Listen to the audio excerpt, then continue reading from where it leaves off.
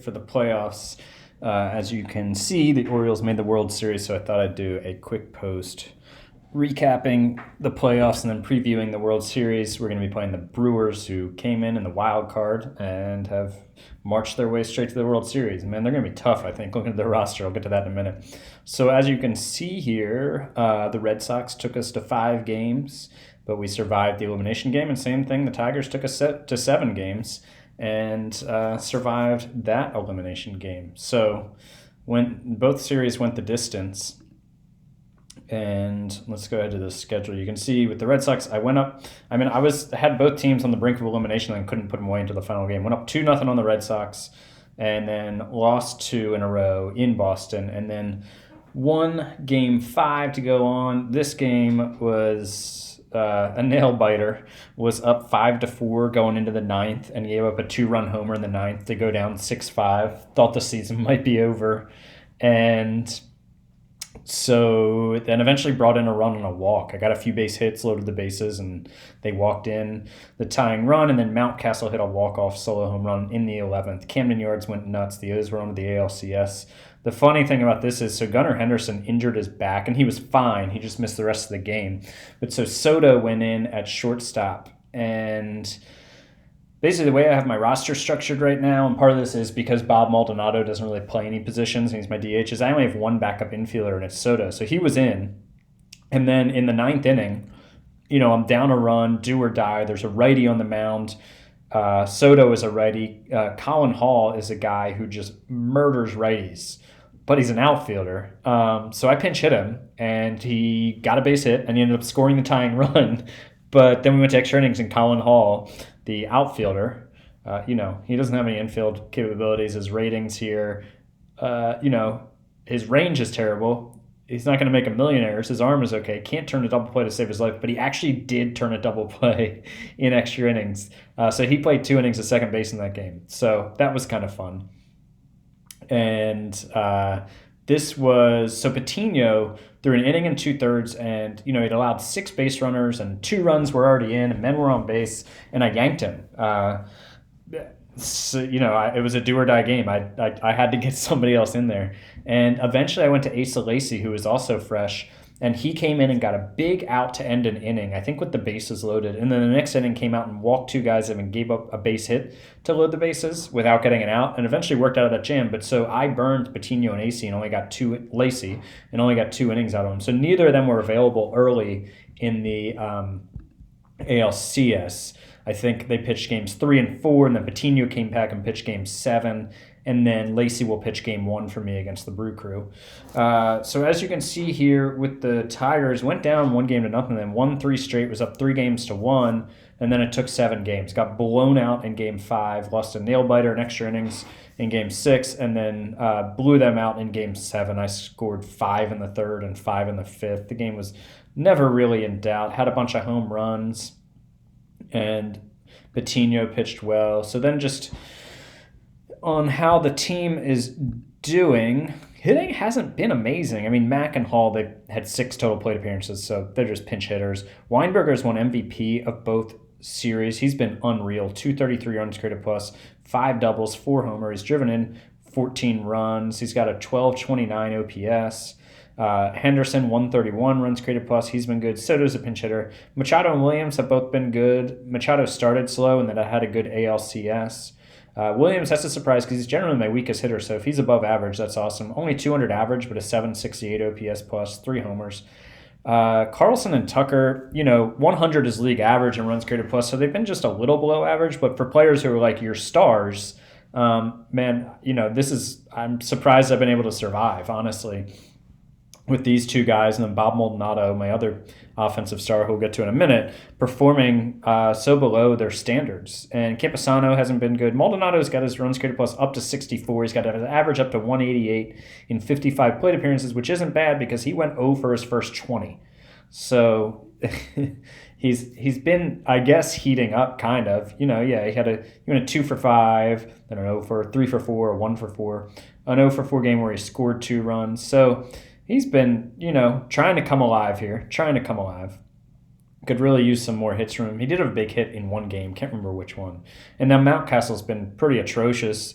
although he did have that big walk-off hit. Pitching-wise, Lacey's been great. He's pitched in 3 games, only 2 starts, only 13 innings, because the one game he pitched in was a third of an inning. And then, man, with starters, like if you bring him into a game at all, they're basically burned for like 4 days, which is kind of absurd. He came in and pitched a third of an inning.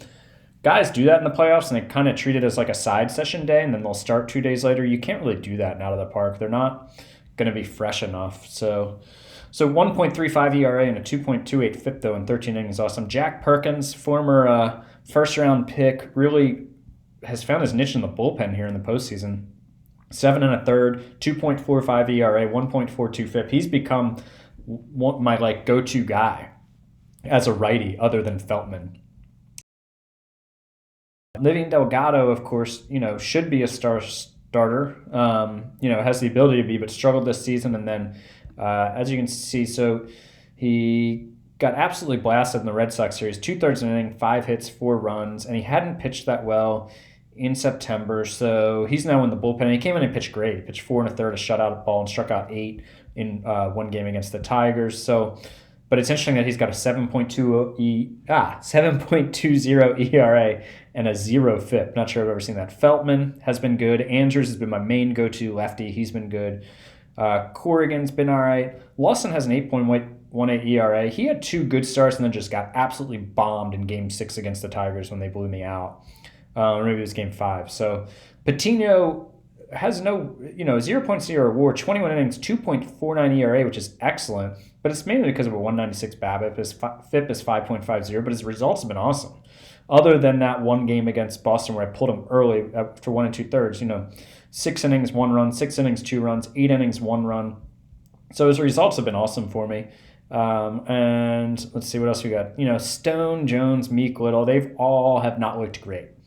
So that's the team. And then just to quickly, let's go to the Brewers here. Man, their offense worries me. And I don't really understand, looking at their offense, how they were only 4th in the NL in runs scored. They were 2nd in homers. They hit a lot of long balls. But the runs allowed, they were 6th. Their fielding's pretty good, above average in the NL. So they won 89 games and were a wild card and finished 2nd in the division. So just to look at their lineup, they signed Bo Bichette to a free agent contract as well as Real Muto. Real Muto is like 37, and he's still really good behind the plate, but his bat's kind of faded this year. Bichette's still a good above-average shortstop, but in the middle of their lineup is crazy. They have a lot of homegrown bats. I'm super impressed. This guy, Robbie Martin, was a 7th-round pick in 2022. He put up 3.3 WAR this season, went deep 40 times. He had 48 home runs and 5.2 WAR the season before. He's a lefty bat. He's going to be a pain, I can tell already. And it doesn't get any easier as you work through their lineup. Tony Rivas was a first-round pick in 2023, and he put up 7.5 WAR with a 171 runs created plus this season. He's going to be a complete pain. And then Josiah Miller's the reigning NL MVP. Last year he put up 6.8 WAR. He only put up 3 this year with a 118 runs created plus, but still, man, that guy's going to be a total pain too. So Brandon Marsh they got from the Angels. Bo Bichette. Adam Oviedo is a good fielding middle infielder. And then pitching-wise, Ethan Small is their number 1 starter, who is a Brewers prospect in real life. Yeah, he's their first-round pick in 2019. And he's had some really solid seasons for them. 4.6 WAR this season, 5.3 the year before. He's a really good starter. 3 All-Star game appearances. It's saying they're going to pitch Cannon in the first game, but I think Small is fresh. Oh, no, he's not. He must have pitched their last game and isn't fresh. So Cannon, this is the guy they got traded with. Boston put up 3.4 WAR this season. The back end of the bullpen, they got Edwin Diaz. They have Matt Cronin, who was an Orioles farmhand, who I traded to the Rockies when he was still a minor leaguer in the trade that got me Herman Marquez. So that's fun. But yeah, so playing the Brewers, they're a wild card team. They only won 89 games. They were, but man, I don't know. That offense is going to be a complete pain, especially like I always say, playing in Camden Yards, home run teams.